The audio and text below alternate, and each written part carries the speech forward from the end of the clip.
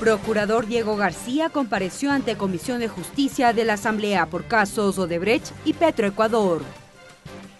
Fiscalía anuncia que no detendrá las investigaciones en caso Odebrecht, luego de amenazas de muerte en contra de fiscal Diana Salazar. Presentan proyecto de ley que sanciona la violencia en el deporte. Los medios legislativos presentan TVL Noticias, emisión estelar, con Belkis Sánchez. Lunes 23 de octubre de 2017, amigas y amigos, bienvenidos todos a la emisión estelar de TVL Noticias. Gracias a quienes nos sintonizan a través de la señal de los medios legislativos, Televisión Legislativa del Ecuador, la radio de la Asamblea Nacional, y también a quienes nos siguen cada día por internet por tvl.asambleanacional.gov.es. De inmediato la información.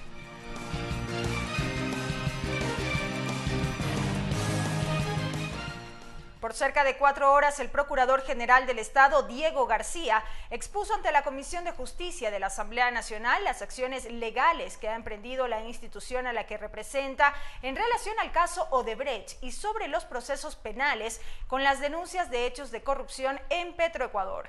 García volvió a rechazar el pedido de vinculación al proceso de concusión por parte del abogado del excontralor Carlos Polit. El Procurador General del Estado insiste en que en la acusación del abogado del excontralor Carlos Polit, en el que se solicita la vinculación de Diego García en el proceso por concusión en el caso Odebrecht, sería desviar a la justicia, pues dijo que por ley esto le corresponde a la Contraloría. El artículo 39, 53, 60 de la Ley Orgánica de la Contraloría General del Estado, el establecimiento de responsabilidad civil culposa, el desvanecimiento de glosas, son de competencia exclusiva del Contralor. Aseguró que en el caso de concusión que es acusado Polit, aparte del desvanecimiento de glosas, hubo dinero de por medio. En este caso hubo un desvanecimiento de glosas por $70 millones a cambio de una gratificación de $6 millones y un pedido posterior, una exigencia posterior de $4 millones por parte del excontralor a Odebrecht para mantener informes limpios en los proyectos de los sectores estratégicos. Ante la Comisión de Justicia, Diego García expuso las acciones legales que ha iniciado la Procuraduría en relación al caso Odebrecht. Por ejemplo, que presentarán una acusación particular por concusión contra Polit y una reparación integral por $7 millones. Lo propio dijo lo harán por cada uno de los procesos contra las personas que estén vinculadas. Solo en asociación ilícita son más de $40 millones, en lavado de activos por lo menos $1 millón más, y así se irán sumando los valores en la medida que los procesos vayan avanzando. Según García, al momento la Procuraduría busca una reparación integral a través de juicios penales. Por ello manifestó que se ha pedido a las instituciones que contrataron con Odebrecht presenten el potencial daño que ocasionó. En los casos que conocemos, por lo menos de Selec, Petroecuador, Refinería del Pacífico y otras que pudieran haber sufrido un daño. El procurador expuso también sobre la situación jurídica de los procesos penales con relación a las denuncias de los hechos de corrupción de Petroecuador y otros. Allí se refirió al caso de Alex Bravo, Carlos Pareja Yanuseli y Gastón Dusac, entre otros. Lorena Espinosa, TVL Noticias. La fiscal Diana Salazar es amenazada de muerte. Este fin de semana circuló un video en redes sociales en donde se amenaza a la fiscal quien lleva adelante las investigaciones dentro del caso Odebrecht. La Fiscalía General del Estado rechazó este hecho y reforzó la seguridad para la autoridad.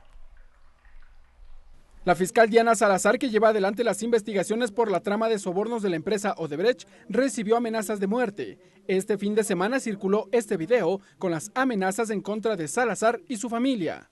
En la vida se escoge la senda del bien o el mal, esta vez le toca elegir. Usted, doctorita, entre lo que hace y lo que quiere para su familia.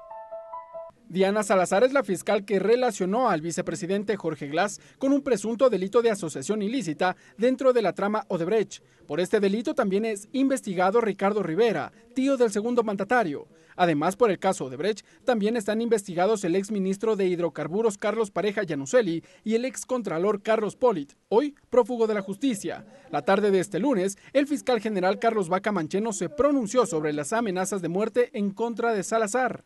Nosotros, con estas amenazas, confirmamos y ratificamos de que existen poderosos intereses que pretenden obstruir el trabajo de la Fiscalía. Y deben saberlo, no tenemos miedo. En una entrevista radial, Diana Salazar confirmó que vía WhatsApp recibió 2 imágenes amenazantes y con expresiones racistas, por lo que de inmediato se comunicó con el fiscal general.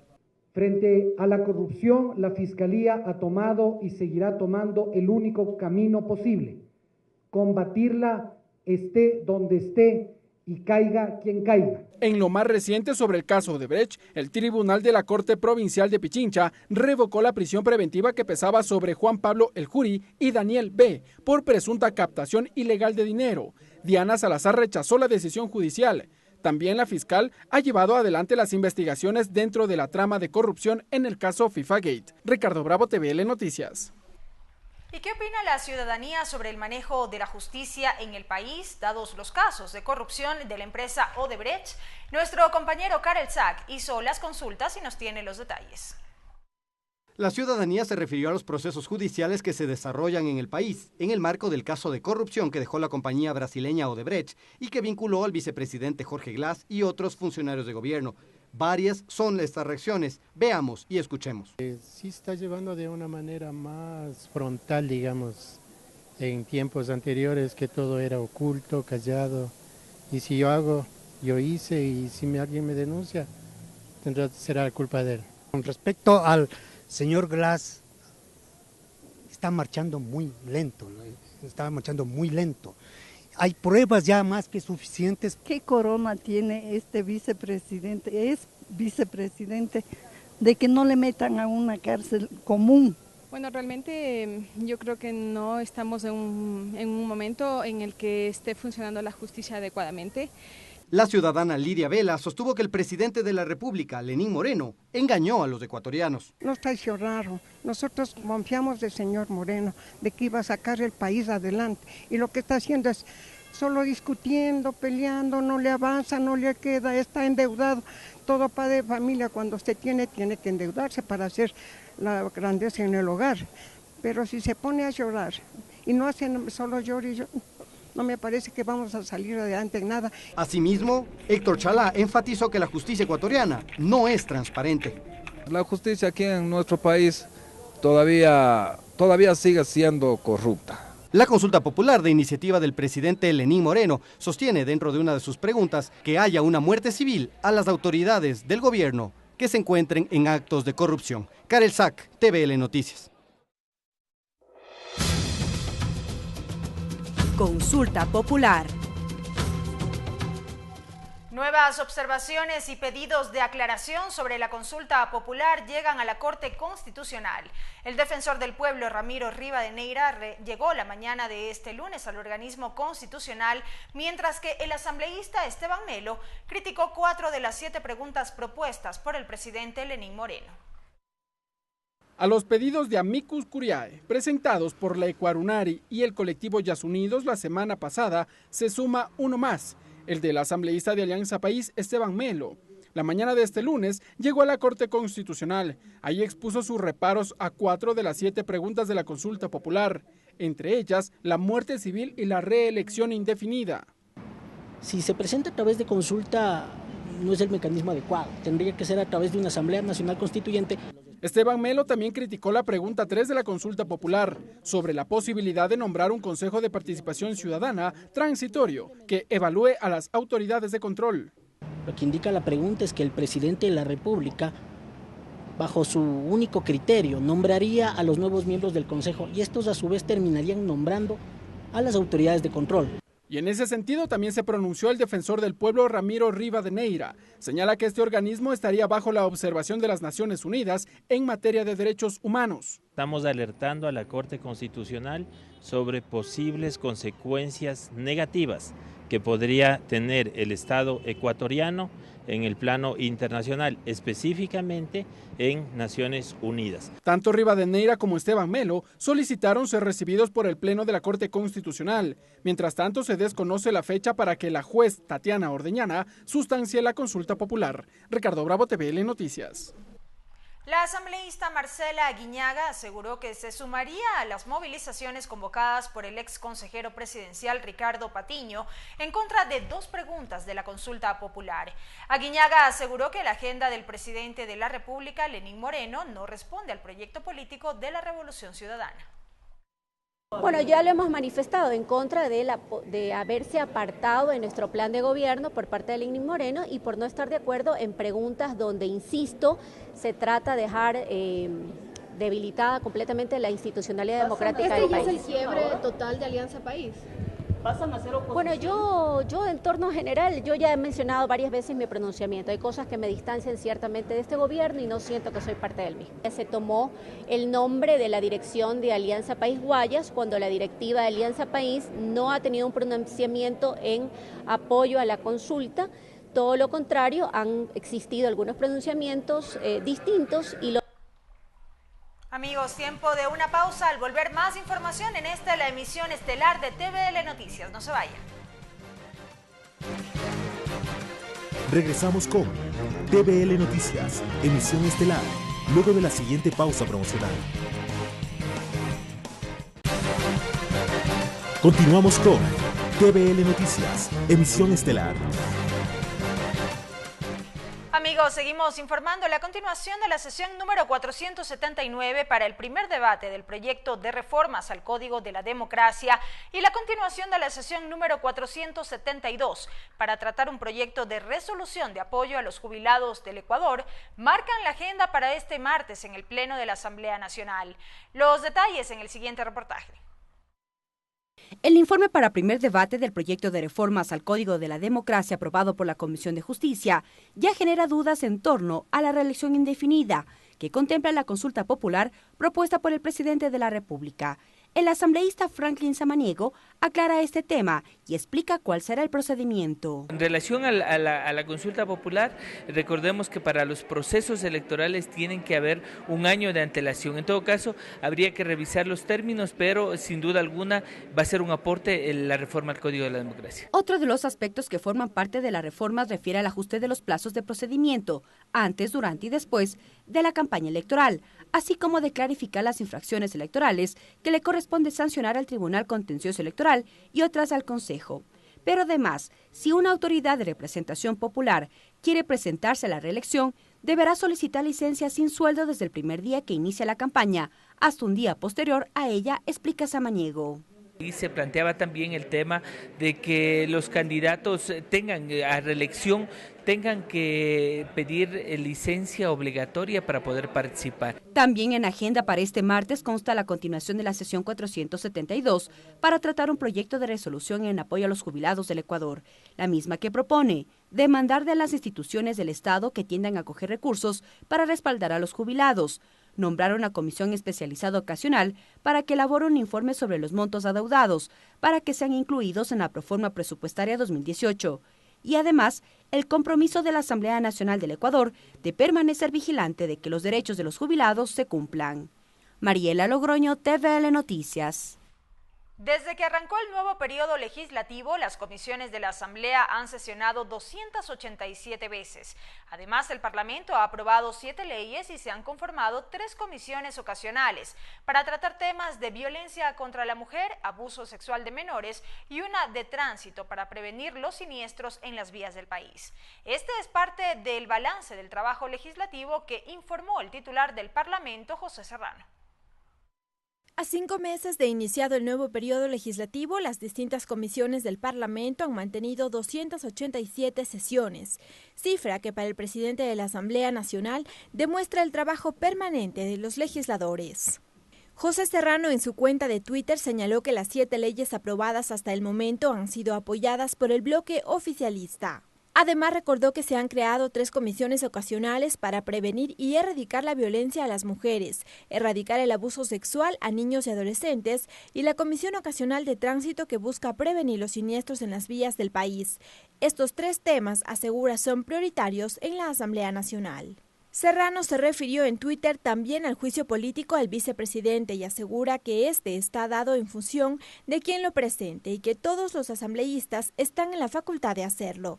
Precisó que el juicio tiene que cumplir requisitos concretos que están establecidos en la Constitución y en la Ley Orgánica de la Función Legislativa. Lorena Espinosa, TVL Noticias. En el marco del tratamiento del proyecto de ley para erradicar la violencia contra las mujeres, la Comisión Ocasional de Género recibió aportes de expertos internacionales. Políticas públicas, sensibilización sobre la violencia y patrones culturales fueron los temas que centraron el debate. En el Ecuador, el 87% de mujeres han sido víctimas de violencia por parte de sus parejas y exparejas. Con este dato, el delegado de Gobierno para la Violencia de Género de España, Miguel Llorente, inició su intervención. Allí explicó que es lamentable que en la región se considere normal, entre comillas, la violencia contra las mujeres y muchos de los casos existe negación de la mujer de aceptar que hay maltrato. Hay frases que te dicen las propias víctimas, mi marido me pega lo normal, pero hoy se ha pasado. Y cuestiona la cantidad de violencia, no el hecho de que exista violencia. En esa misma línea, el asambleísta Pavel Muñoz dijo que los patrones culturales son los principales factores para que se genere violencia contra las mujeres, pues la mujer considera normal los golpes y maltratos físicos. Él dio ejemplos. Tal mujer le golpearon. Bueno, algún motivo habrá dado. Imagínense lo que esto supone, digamos, ¿no es cierto? Es de una violencia ya interiorizada en la sociedad en la que debemos combatir. Desde Bolivia, la ex senadora Marianela Paco dijo que un primer paso para reducir la violencia es visibilizar que hay problemas. Un segundo momento son las políticas públicas, que podría generar temor en el agresor, dijo. Testimonios en que nos dicen desde la ley, mi marido ya no osa levantarme la voz o agredirme. Nos sentamos a hablar y bueno, vamos consensuando las cosas en familia. Por su parte, la senadora de Paraguay, Esperanza Martínez, fue mucho más allá, pues aseguró que el mayor énfasis de la sociedad debe ser al plano educativo. Para que la sociedad cambie los patrones culturales y podamos vivir en una sociedad libre de violencia y donde hombres y mujeres seamos iguales en dignidad y en derechos. Para el 25 de noviembre, día de la eliminación de la violencia contra la mujer, la Comisión Ocasional prevé tener listo el informe para primer debate ante el Pleno. Mariela Logroño, TVL Noticias. La Comisión de Educación se reunió para analizar las reformas a la Ley de Educación Superior con los diferentes rectores y delegados de las universidades públicas del país. En la cita se abordaron temas relacionados con el régimen especial de contratación pública y también las jubilaciones complementarias del personal docente de dichas entidades. Con la finalidad de ir contribuyendo a las reformas de la Ley de Educación Superior, los integrantes de la Comisión de Educación se reunieron con rectores y delegados de las universidades públicas del país. Augusto Espinosa, presidente de la mesa, explicó que los temas que se trataron fueron en torno a un régimen especial de contratación pública y jubilaciones complementarias del personal docente de dichas entidades. Con respecto al primer punto, tanto Espinosa cuanto Mauricio Moya, delegado de la Universidad Nacional de Educación, manifestaron que lo que se busca es agilizar los trámites de las compras públicas que necesitan realizar las instituciones educativas de nivel superior. La lentitud en los trámites de CERCOP y la falta de una reglamentación que agilite los procesos de adquisiciones de las universidades. Entonces, sobre ese tema vamos a seguir afinando la normativa. Algunas cosas tendrán que estar en la ley, otras probablemente impliquen una reforma a la ley de contratación pública.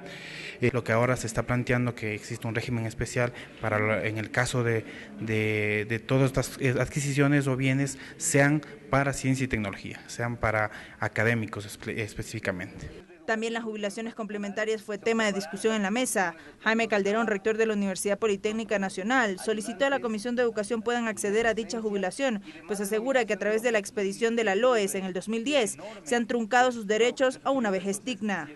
Entonces lo que estamos propugnando es que existe un estudio para poder devolver ese derecho a los profesores universitarios que entramos antes de la vigencia de la Ley Orgánica de Educación Superior expedida en el 2010. La normativa ya limitó esa posibilidad, sin embargo hay una inquietud en las universidades públicas que muchos maestros sienten que están siendo perjudicados por no tener una jubilación complementaria. Está previsto que la Comisión de Educación se reúna nuevamente este miércoles para profundizar en ambos temas. María Fernanda Medina, TVL Noticias. Y ahora les contamos que este lunes se cumplió la presentación formal del borrador del proyecto de ley orgánica de prevención y sanción de la violencia en el deporte. La iniciativa prevé castigar a quienes generen actos delictivos al interior de los estadios deportivos del país. Este lunes fue entregado el borrador del proyecto de ley de prevención y sanción de la violencia en el deporte al presidente de la Asamblea Nacional, José Serrano. Dicha entrega la hicieron los legisladores Carlos Vera, César Litardo y Jorge Corozo, y también la ministra del Deporte, Andrea Sotomayor. El titular de la legislatura hizo énfasis en que el país necesita esta normativa para evitar más muertes en los estadios y además para que la familia ecuatoriana vuelva a ellos. En ese sentido, lamentó todos los heridos y fallecidos que han dejado, sobre todo, los partidos de fútbol. No podemos desconocer ni podemos olvidar el dolor de la muerte y la tragedia de la violencia. El asambleísta César Litardo precisó cuáles son algunas de las sanciones que se incluyen en la propuesta. Se van a sancionar de manera drástica a quienes van al estadio con una intención diferente de la que es ir a ver un espectáculo deportivo. El presidente de la Federación Ecuatoriana de Fútbol, Carlos Villasís, agradeció el apoyo de la Asamblea Nacional y solicitó que se debata y apruebe lo más rápido este proyecto de ley. Además, sostuvo que pasó un tiempo largo antes de que se elabore esta normativa. Hace cerca de 18 años, el fútbol, la familia del fútbol agradece que sea en esta asamblea, bajo esta presidencia, que le den importancia al caso proyecto que no solamente deportivo, sino sobre todo social. El legislador Carlos Vera recordó cuando era árbitro profesional de fútbol y dirigió un partido Barcelona versus Emelec. Un hecho inédito sucedió ese día. Un niño moría por el impacto de una bengala dentro del estadio. Como hoy, la vida me da la oportunidad de trabajar por el deporte y tratar de evitar que un hecho como el ocurrido el 16 de septiembre de 2007 no vuelva a repetirse. La ministra del Deporte, Andrea Sotomayor, también resaltó que es fundamental conservar la paz en todo lugar donde se realicen actos deportivos. Es momento de que volvamos a tener a las familias enteras llenando las tribunas de paz. Al acto asistieron asambleístas, representantes de la Policía Nacional, de la Fiscalía, de la Judicatura, del ECU 911, de la Secretaría de Gestión de Riesgos y otras instituciones del Estado. Karel Sack, TVL Noticias. Y en otro orden de la información, los resultados de la participación de una delegación de asambleístas ecuatorianos en la 137 Asamblea de la Unión Interparlamentaria en San Petersburgo, Rusia, y las reuniones que mantuvo una delegación multipartidista de la Asamblea Nacional junto a parlamentarios andinos de Ecuador en el Parlamento Europeo en Bélgica con el objetivo de lograr la exención de la visa Schengen, fueron calificados como positivos por la asambleísta Doris Solís y también por la legisladora Jimena Peña. Aquí sus declaraciones. La legisladora Doris Solís, quien encabezó la delegación ecuatoriana en la 137 Asamblea de la Unión Interparlamentaria, realizó un balance de las diferentes actividades que realizaron los legisladores durante dicho evento. Según Solís, los temas más relevantes durante dicha asamblea fue en torno al diálogo intercultural, interétnico y religioso, los mismos que van de la mano con la Constitución de Montecristi del 2008. Además, Solís mencionó acerca de la participación que mantuvieron los 6 parlamentarios que la acompañaron a dicha cita. Quiero destacar que Lira Villalba nos representó en el Foro de Mujeres Parlamentarias, Juan Cristóbal Lloreda en el Foro de Jóvenes Parlamentarios y los colegas Ángel Simalesa y Fernando Burbano en los temas de paz, seguridad y desarrollo, así como el compañero José Chalá en los temas de derechos humanos. Asimismo, la legisladora se refirió a la crítica que recibió la delegación que participó en la 137 Asamblea con respecto al costo que tuvo el viaje de dichos asambleístas. Vale la pena invertir en estos eventos a quienes sufren por los gastos que se tiene que hacer. Es el dinero mejor invertido para que el Ecuador aprenda y también pueda enseñar al resto del mundo las cosas buenas que se hacen acá. Posteriormente, una delegación multipartidista de la Asamblea Nacional junto a parlamentarios andinos de Ecuador cumplió una amplia agenda de reuniones en el Parlamento Europeo, en Bélgica, con el objetivo de lograr la exención de la visa Schengen. Doris Solís y Jimena Peña participaron de dichas citas. Pero hay que decir que el trámite implica más instancias de la Unión Europea. La Unión Europea tiene 3 instancias, la Comisión, el Consejo y el Parlamento.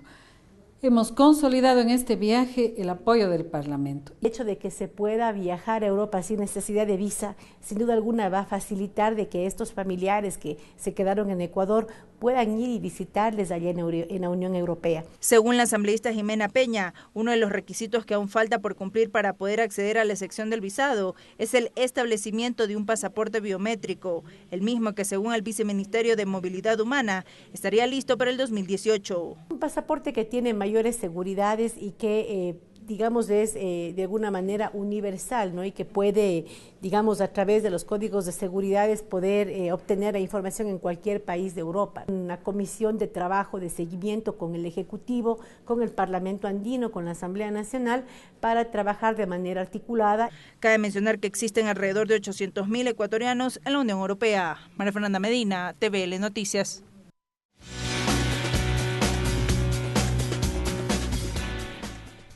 Amigos, intensa agenda de actividades en la Asamblea Nacional para este martes 24 de octubre. A las 8 de la mañana, la Comisión Especializada Ocasional AMPETRA recibe a varias autoridades, representantes de la víctima del caso Manuel de la Unidad Educativa La Condamine, así como también al defensor público Ernesto Pazmiño, quien deberá informar sobre las políticas públicas y acciones emprendidas por esta entidad para prevenir y castigar los casos de violencia sexual contra niñas, niños y adolescentes. La actividad se cumplirá en el Salón 2, primer piso de la sede legislativa. A las 9 de la mañana, rueda de prensa del asambleísta Mariano Zambrano en torno a un proyecto de ley orgánica reformatoria para erradicar el abuso sexual contra niños, niñas y adolescentes.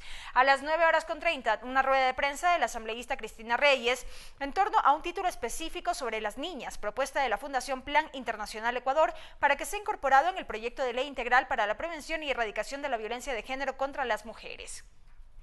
A las 10 de la mañana, rueda de prensa de los expertos internacionales Claudia Ramírez, Miguel Llorente, Esperanza Martínez, Marianela Paco y Cristín Brendel y la Comisión Ocasional para Prevenir y Erradicar la Violencia de Género contra las Mujeres en torno al Foro Internacional hacia una ley de prevención y erradicación de la violencia contra las mujeres que tendrá lugar este miércoles. La rueda de prensa será el día de mañana. A las 10 de la mañana también, continuación de la sesión del Pleno número 479, el primer debate del proyecto de reformas al Código de la Democracia.